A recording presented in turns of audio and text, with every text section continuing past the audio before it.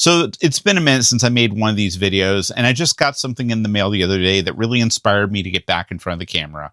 And that is Satoshi Kon's 1998 directorial debut, Perfect Blue, that was just released on 4K Ultra HD by the folks over at G-Kids, and they were kind enough to send me over a copy. Now, if you didn't catch this film when it came out, it was one of those films that sort of elevated the medium of anime and the perception of it to US audiences. It's one of those key sort of films such as Akira, Ghost in a Shell, Perfect Blue, that showed this medium wasn't simply demons and tentacle monsters. It was capable of something much more. And Satoshi Kon in particular really influenced Darren Aronofsky, who lifted quite a bit of his stuff for his films, you know, Requiem for a Dream. And even to this day, I mean, Reflections in the Dead Diamond, they borrowed heavily from Millennium Actress, admittedly, and he's still influencing people to this day. Rest in peace. If you didn't see Perfect Blue when it came out, it's the story of a pop idol who decides to make the jump from being an idol or a music star into feature film and try to be taken seriously. And it's got this sort of like, she's trying to make this jump, but it gets into the psychological turmoil she's dealing with as well, because she's going through this really tough emotional journey as she's trying to do this, and somebody's stalking her.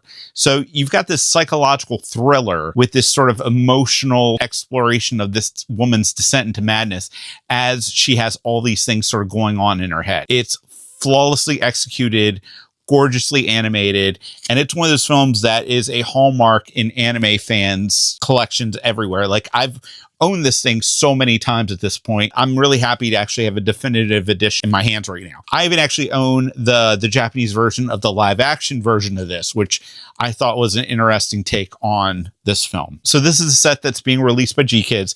It's a very, very robust set.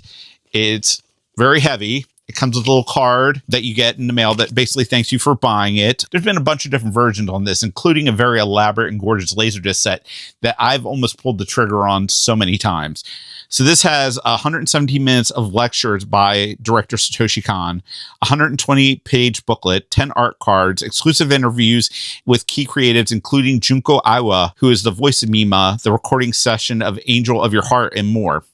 So this kind of gives you a top level what is on this set, because it's very small here, but there is a lot packed on this set. So we're going to do an unboxing right here. So let me tear this plastic for the first time. Very exciting. You know, I don't like to take the plastic completely off, because especially you can see it's got this little like fold over here, because then this sort of comes off and then you're kind of dealing with it and keeping track of it, and it gets lost, it gets torn up. I tend to leave that on there so that way it keeps the packaging together. So we're going to pull this out here. We have everything here in your hands. First off, we will go with the book. It's got that gorgeous artwork from the Laserdisc, actually, that sort of goes into the dichotomy of the two versions of Mima, who she is and what she wants to be.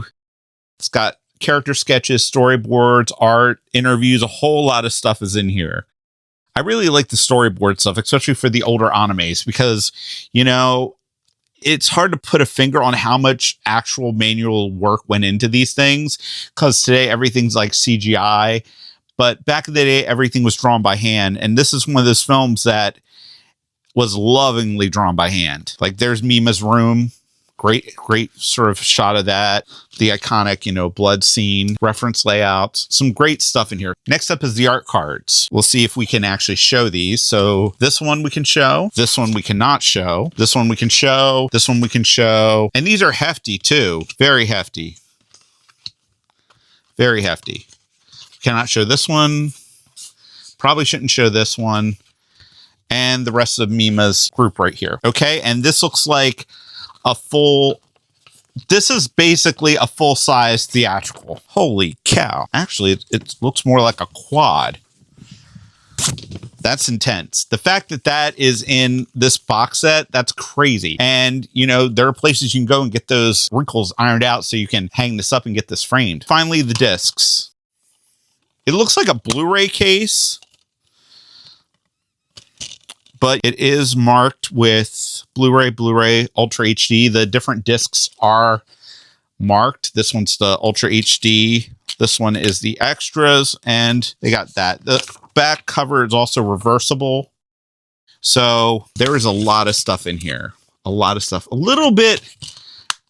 You might be worried that it says Blu-ray here, but is indeed 4K. So that is the unboxing of the Perfect Blue 4K restoration box set that G-Kids put out.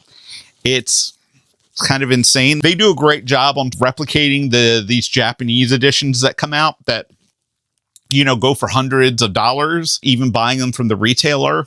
And they replicate those for US audiences, and they do a great job doing it. And, you know, this restoration has already gotten some great accolades of how great it is. I'm really very excited to check it out. Not only that, but you have all these extras that I can't wait to delve through. So this is the unboxing of G-Kids' latest release of the Perfect Blue 4K UHD. I'm Dan Tabor, and thank you for watching.